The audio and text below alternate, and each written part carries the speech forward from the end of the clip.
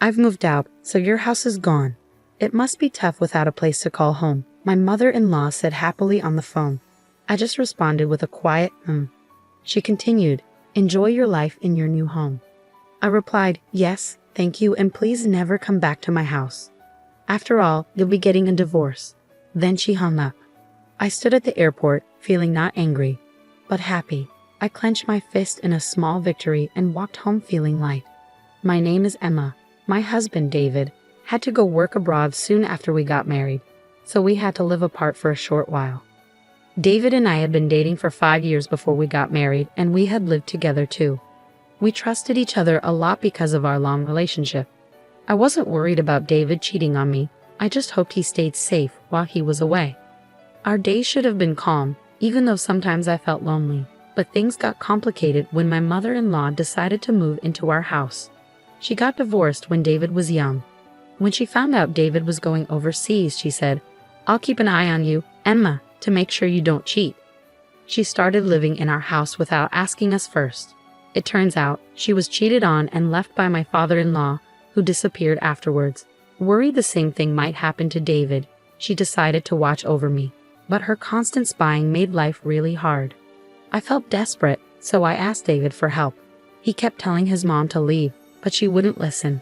David trusts you too much, Emma. I can tell you'll cheat. She accused me for no reason, giving me a headache every day. No matter what I did, she thought I was being unfaithful. She wouldn't even cook dinner for me. She'd use food from the fridge to make her own meals, never leaving any for me, and she didn't buy groceries herself. She used the ones I bought, leaving me with nothing when I came home. I complained about it, but my mother-in-law didn't seem to care or listen. I bet you're out having dinner with your boyfriend since you're cheating, she'd say, which made me really upset. Even when I came home late from work and started cooking, she'd make a scene, saying, you must be cheating if you come home at this hour, leaving your mother-in-law alone. During my busy work times when I often came home late, she'd always accuse me of cheating.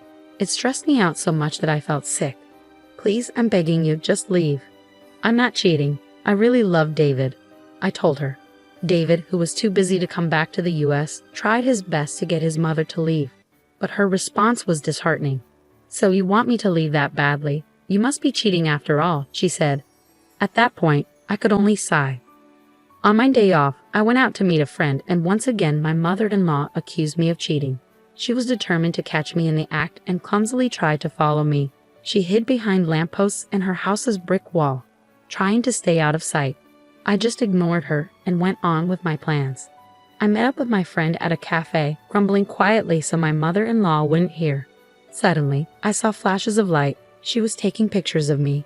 My friend, Abby, who I've known since our student days, looked suspicious and asked, what's that? Abby, being tough, started to get up, saying, should I say something to her? But I quickly convinced her to stay seated. No, please stay, Abby. Abby had a pixie cut and wore street-style clothes, which made her look a bit like a man. I joked that my mother-in-law might have thought she was a guy, which made Abby burst out laughing. Finding the situation amusing, Abby leaned closer to me, pretending to hold my hand to tease my mother-in-law. Each time my mother-in-law took a picture, she seemed thrilled, snapping away while her nostrils flared with excitement. It was so ridiculous that I couldn't help but laugh along. After witnessing my mother-in-law's silly antics, I felt relieved and went shopping with Abby before we said goodbye. But as expected, my mother-in-law followed me home, hiding behind lampposts and walls just like before.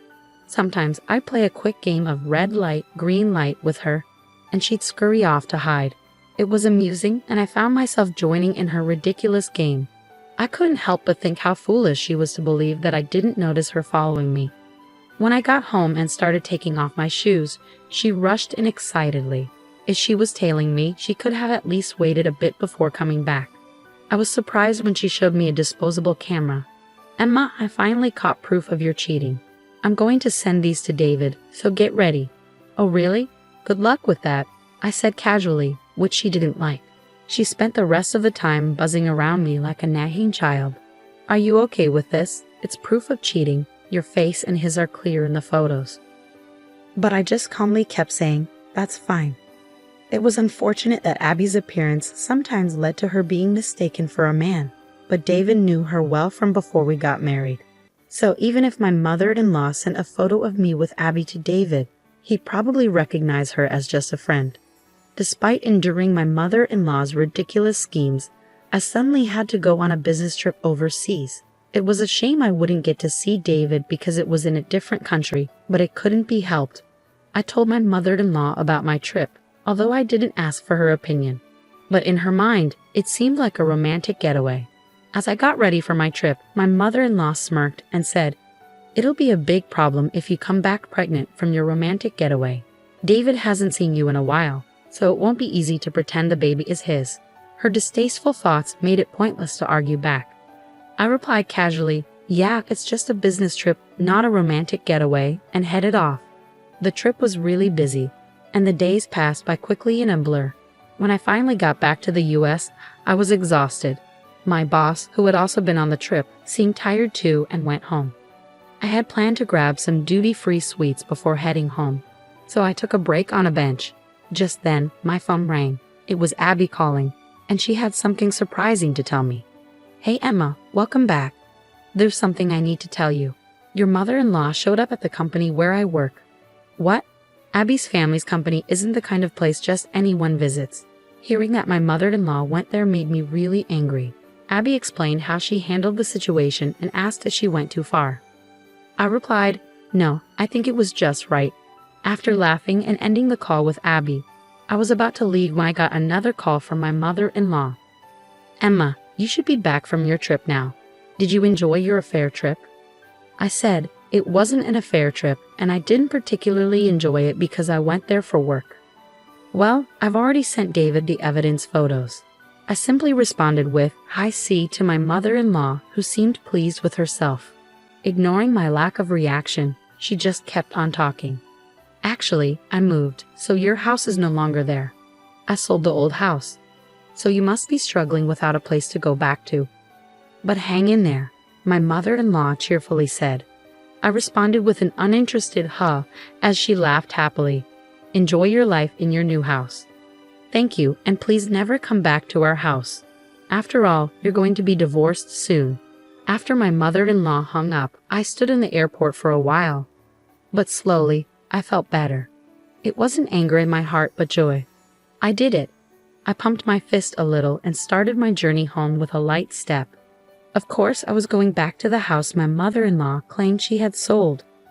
Maybe she had taken out the furniture. Even though a lot of things were missing, I accepted it as a parting gift. I quickly called a locksmith to replace the front door lock, ensuring my mother-in-law couldn't get in even if she tried to return. Then I sprawled out in the living room, basking in the freedom I had finally achieved. Inside the house, I pumped my fist again and shouted, "I did it." The next day, I received a call from my mother-in-law. "What's wrong?" I asked her with a hint of malice. She sounded flustered and trembled as she spoke. "Actually, I thought I sold the house, but it turns out I didn't. It seems I borrowed money without realizing it. Debt collectors are coming, and it's really scary." "That sounds terrifying," I replied, realizing that the company she unknowingly visited, thinking it was Abby's parents, was actually a real estate company on the surface, but secretly involved in loan sharking. According to Abby, they had warned her multiple times that the house couldn't be sold. The house was in David's name, so she couldn't just sell it on her own. After being rejected by all the real estate agencies she approached, she ended up at the company run by Abby's parents. Desperate to sell the house, they gave her a promissory note to sign, without her realizing the true implications.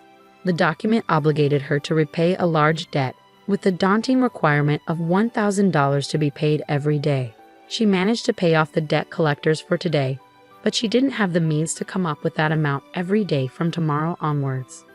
So she came to me in tears, pleading, "Please, Emma, you have to help me. The debt collectors have been pounding at my door since dawn. It's terrifying. I can't sleep well, and I don't have much money. I used the borrowed money to buy a new house, so I don't have any savings left. How about this? Please transfer $10,000 to my account every week until I've paid off the debt." But honestly, do you think there will ever be a day when we can pay off this company's debt? Even if we combine my income with David's, it's impossible to come up with that much money every week. I'm sorry, but your only option is to work hard and earn it yourself. What? Like there's a job out there where I can make $1,000 every day. Well, why not try talking to the company you borrowed money from? Maybe they can help you find a good job. I meant it as a joke, but my confused mother-in-law responded, "Really? Then I'll go and see," and hung up. I sighed to myself, realizing there was no stopping my mother-in-law now.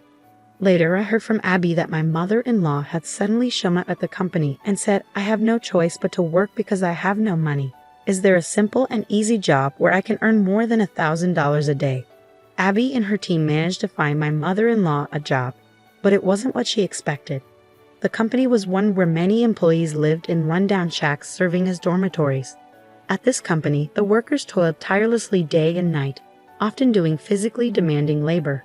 Even elderly individuals were pushed to work relentlessly. My mother-in-law seemed to be working herself to exhaustion. The workplace dormitories were fenced in with barbed wire, resembling a prison, and employees were blindfolded and transported to and from work in vans, leaving them unaware of their location. "She'll be free, won't she? She can pay off the debt, if that day ever comes," Abby said with a smile. "She's a dear friend of mine, but I can't help feeling a bit frightened for my mother-in-law." Several weeks after my mother-in-law disappeared, David's overseas assignment ended, and he returned home. When I explained what had happened to David, he simply said, "There's nothing we can do about my mom. All we can do is wish her well from a distance." It became clear that David never really got along with his mother. While he tolerated her because she was his mother, it seemed he had run out of patience with her constant suspicions about me, his wife. When I asked David of the supposed evidence photos of my infidelity, he said, "Oh yeah," as if he had forgotten, and handed me a photo from his bag. "That's Abby, right?" I have no idea why my mom would think this is proof of infidelity. I actually had a big argument with her on the phone. I told her I cut ties as she kept suspecting you, Emma, but she wouldn't listen. It really frustrated me, but I thought this was a good picture, so I brought it home. It's true, my mother-in-law might have had a talent for photography. What a shame. The photo she took of Abby and me, with the beautiful scenery in the background, had a certain style, like a page from a photo album. It was amusing how Abby was playfully making a peace sign behind her back. That was just so like her. We really owe Abby a lot. We should visit her properly sometime soon. Just be careful not to sign any documents she might try to give you. I'll never sign anything from Abby. David and I chuckled together. Finally, we were able to live like a newlywed couple. We had no idea what happened to my mother-in-law after that, but she's probably still working hard somewhere in the States. We could have found out where she was by asking Abby, but neither David nor I had any desire to track her down. David and I continued to live happily together, and eventually we welcomed our first child. We're enjoying our blissful